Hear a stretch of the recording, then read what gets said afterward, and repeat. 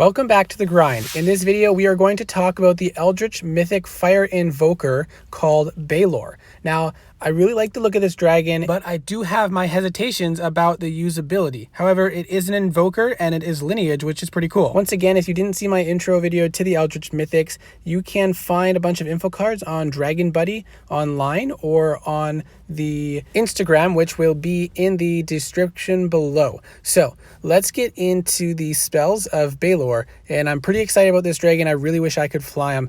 Seems somewhat similar to Morak in several good ways. So the Invoke Smolder passive increases damage done by a dragon by 11% per cast.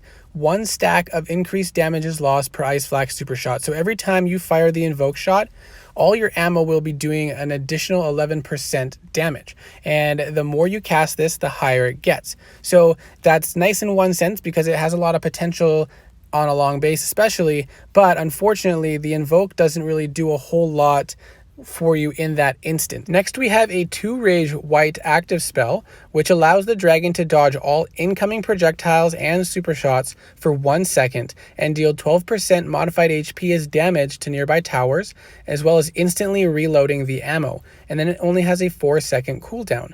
Now, this is very similar to Morak's spell that instantly refills the ammo, dodges shots, and does a little bit of damage. Then we have Bellow of Anger, another white spell. It's 1 rage, and it incinerates any projectiles currently in the air, as well as stuns towers for 3.5 seconds, and it has no cooldown, and this was confirmed by the PG staff.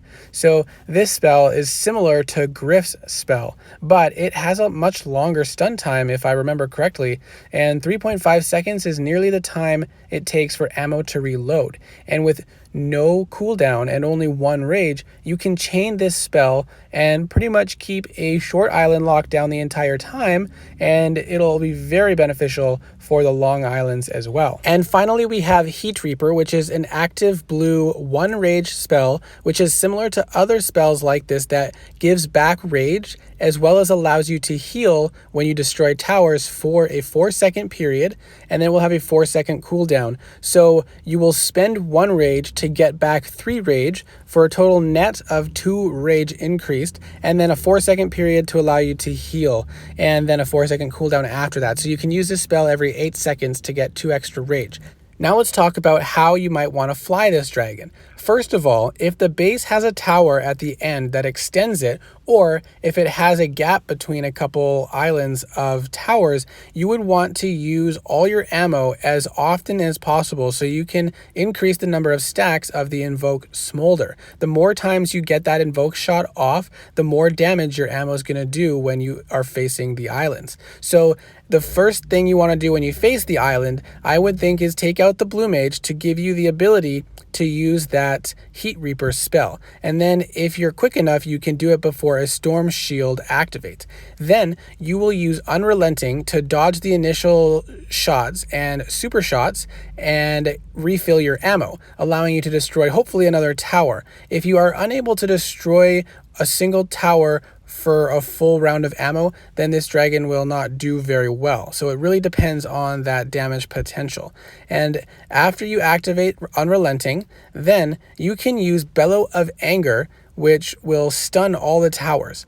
And that will give you enough time to have another round of ammo before they are unstunned.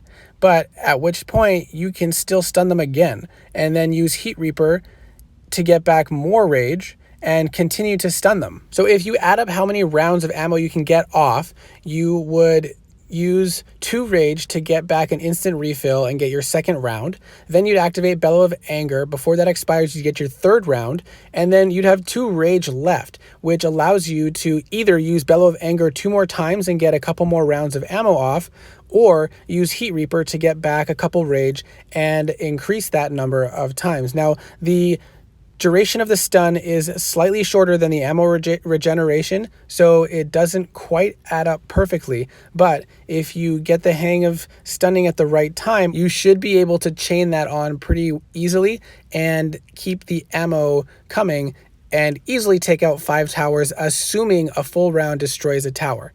If it doesn't, then that will become a lot more challenging because this dragon does not have any other way to do damage, which is a pretty significant limitation.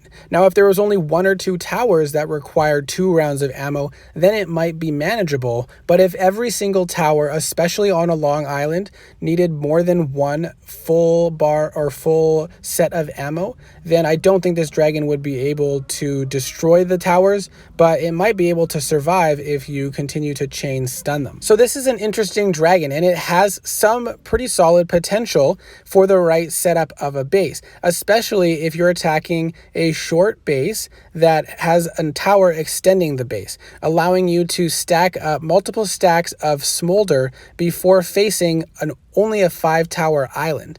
But if this is a fully maxed out base, then this dragon will struggle. Now, the trouble is this is end game tier dragon, so it will be attacking or supposed to be attacking end game tier bases, and a lot of those are fully maxed out long bases. So I think this dragon will probably struggle in that sense, but I am looking forward to see some gameplay, because if you can get the dragon's damage high enough to destroy a tower with a single round of ammo, and if you get some good rage regeneration on this dragon, it is possible that you might be able to use this dragon in a viable way. But with defenders shielding and healing the towers, I think that this dragon will probably fall short of being able to manage a base.